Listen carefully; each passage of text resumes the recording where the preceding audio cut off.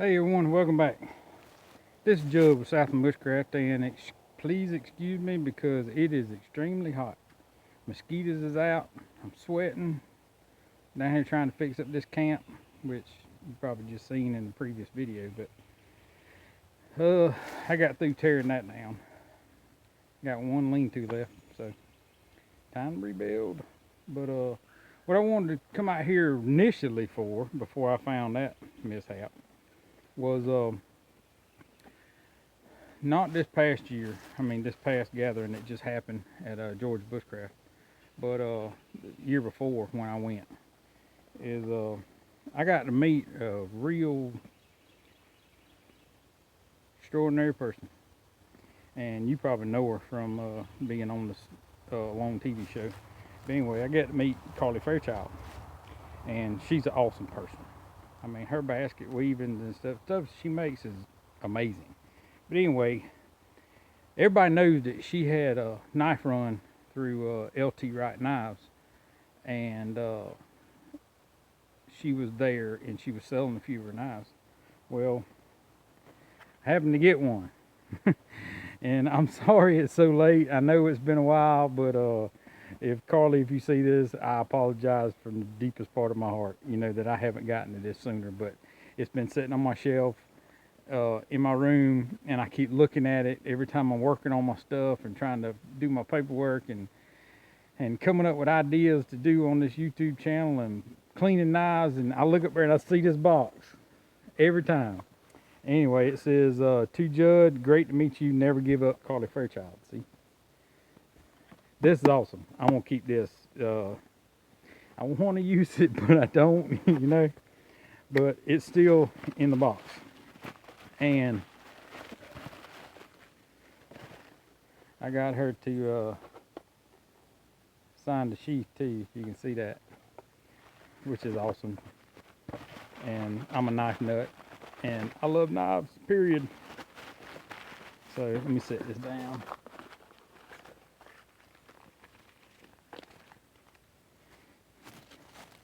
This is it.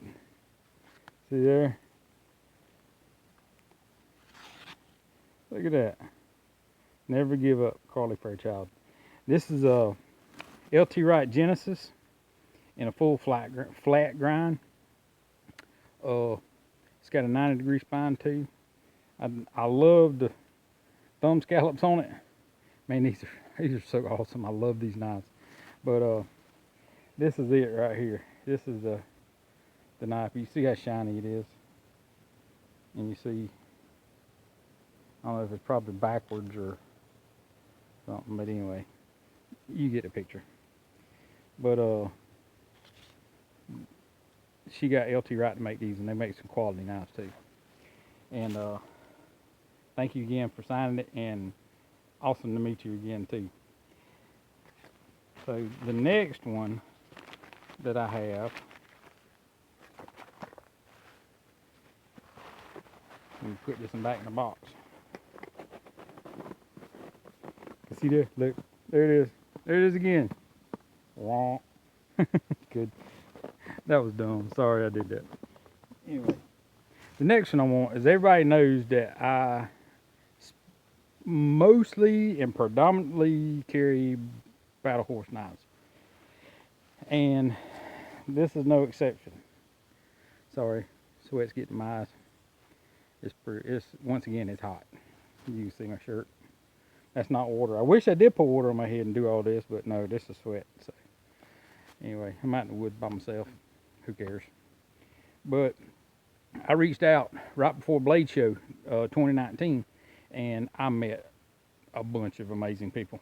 And at Blade Show, people from the Alone Show, people from Naked and Afraid, you know, people in the outdoor community, different instructors. I mean, anybody in the outdoor world that you want to meet, you need to go to Blade Show. Period. And the best part is knives. Lots of them. Different makers. Whoever you like, whoever's your favorite, they're there, more than likely. So anyway, I reached out to Battle Horse Knives right before Blade Show, and asked them, you know, because they had this new, the Sisu I hope I'm pronouncing this right, Sisu or Sisu. But it's a smaller version, but it's more of a puko style knife. You know, and I've been using the feather stick. And here's this one. There's not too much of a difference in blade length, but handle design is completely different. This is the feather stick, this is the Sisu. Well, I've been wanting one and wanting one and wanting one and wanting one, and never did pull the trigger. So I knew I was going to Blade Show, and I reached out to Adam and Alicia and Ashley and all them, and I said, if there any way possible that you could put together a Sisu with the black green micarta, orange liners, and sorry about the sweat again, and bring it to Blade Show with you, because I'm going, and I will pick it up there. And they said, right on, we got you. And like 2 or 3 days before that, I messaged them again, you know, just to remind them, and they were Johnny on the spot and on the ball. They was like, your stuff's ready, it's in the box. And I'm like, way to go, y'all rock. But anyway, this is the end result. This is the Sisu, and if you can see the orange liners, it's a black green micarta. The same micarta that I got on most of my other knives, black green. The only difference is this one's V-blasted and it's not polished. I didn't want to polish on this one for the simple fact that I'm going to be doing a lot of carving and different tasks with this knife.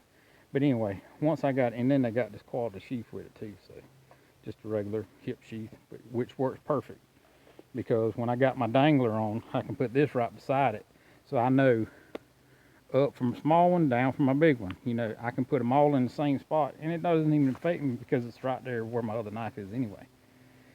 Well, what I was hoping to do was find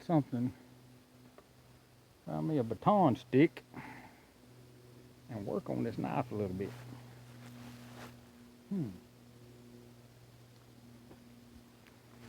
Let me get my saw. I think I see a baton. All right, I'm back.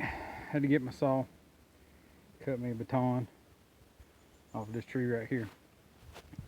But another good thing to learn in the wilderness is finding resources. Here in Southeast, we have an abundance of pine trees, and as you can see, I mean, like, there's one right there.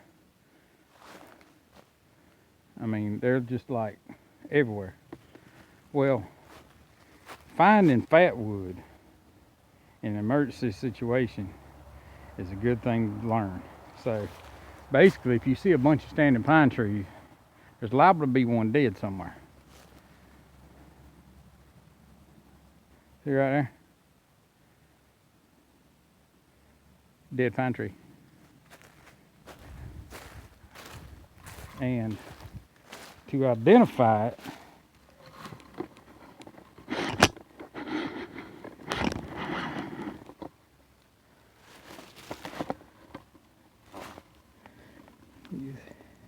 see right here, if you identify it, a lot of times when you find a dead tree standing, all the pulpy stuff, you know, all the soft stuff will rot on the outside, and the only thing you're left with is the core, which is resin filled, and that's where you get the heart pine from. That's where you get fat lighter from. That's where you get fat wood, however you want to describe it. But when you find it laid on the ground, if it's been there for a while and all the pulp's gone off of it, 9 times out of 10 it's going to have a grayish look to it. It's not going to look like wood. It's going to almost look like cement, and you'll see usually have moss growing on it too. But the one way to figure out if it's good and hard fat wood is, say, take your stick like this, and you see how hard, see how that crisp, you know, it sounds, it ain't got a dull thud. It's a real strong,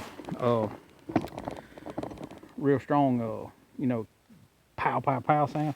But if you hit it back here where it's still pulpy,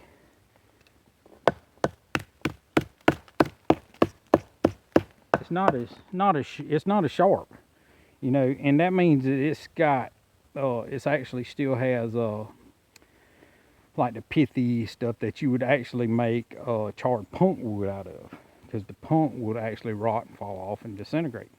But you'll be left with the heart pine. See, it's like, see how loud that is? And the good part about this particular tree, it must have got hit by lightning, because I've been harvesting off of this tree for a while. But see right here, this part right here, this tree must have got hit by lightning, because when it fell, the whole core of the tree was trying to heal itself. So when it finally broke off, the whole core of this particular tree, even the stump, is nothing but fat lighter. And this is what, you know, I'm trying to show you, because when it's loud like that, you got like a whole fence post full of gold right there. So let me see if I can put this thing down. Let me baton a little bit off of this. I know that's some hard wood though.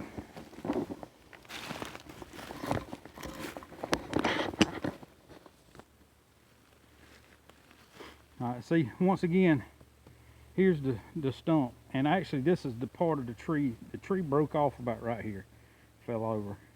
The whole log is laying right here, and it's full of fat wood. This whole thing, nothing but fat wood. So the reason I left it here, so you can see right here, I cut it right here.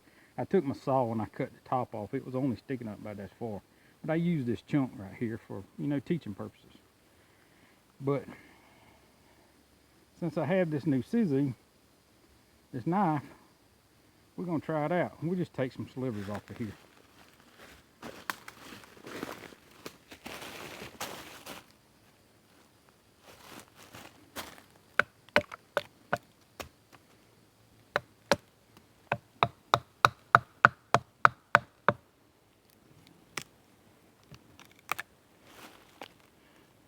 Y'all see that right there?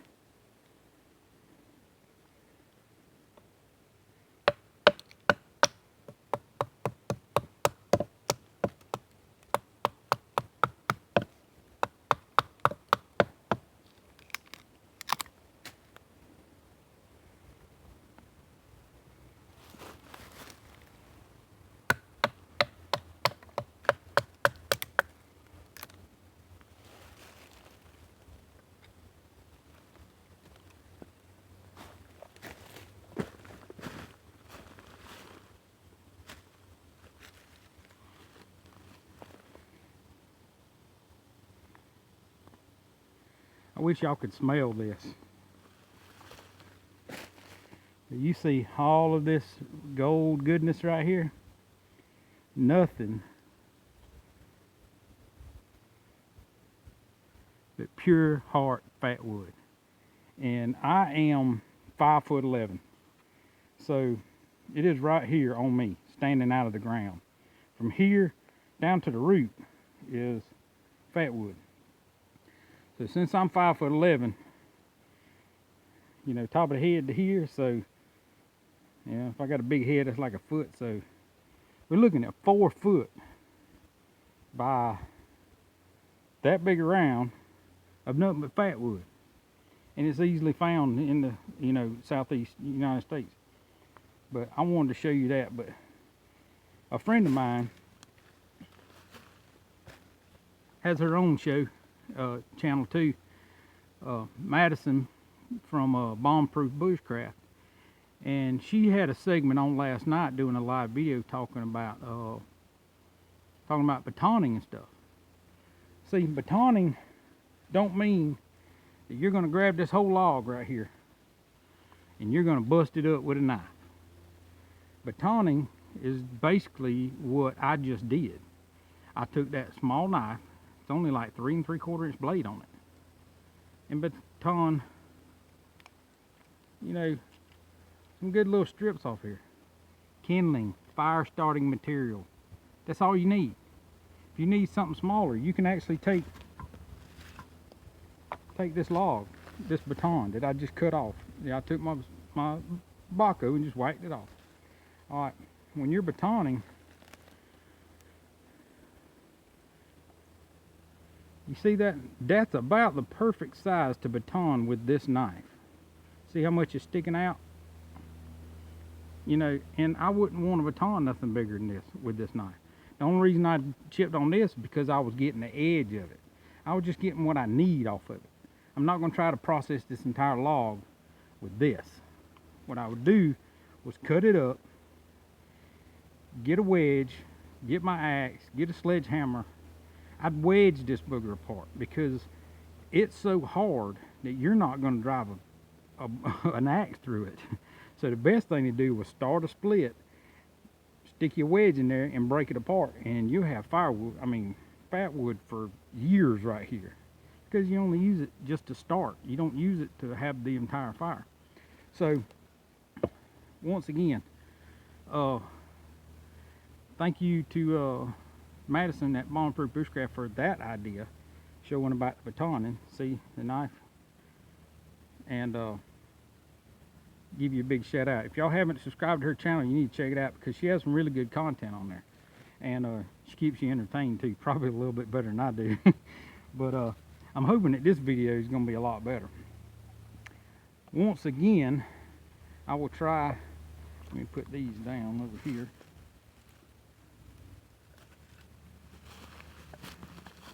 Try some over here.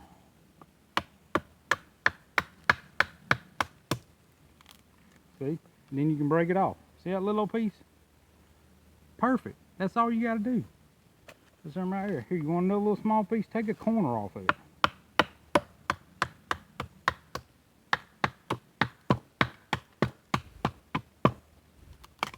Then break it off. See this?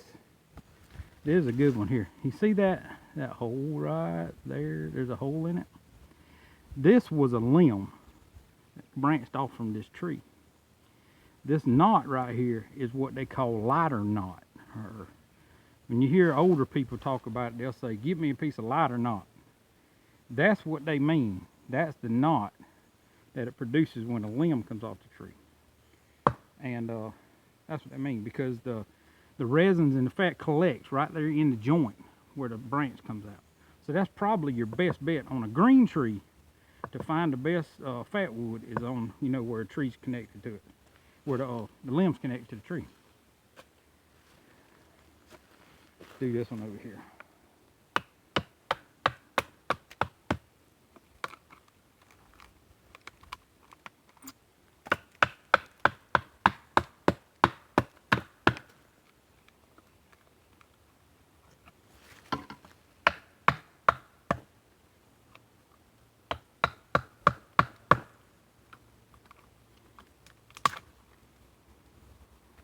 And give me another piece. And say that you got a piece that's too big and you can't get it off. Well, or it starts splitting further down in it and you can't break it, whatever. You can also take this knife, put it sideways like this, drive it into the stump like that. See right here? That right there makes you a cut mark. Then you come up higher,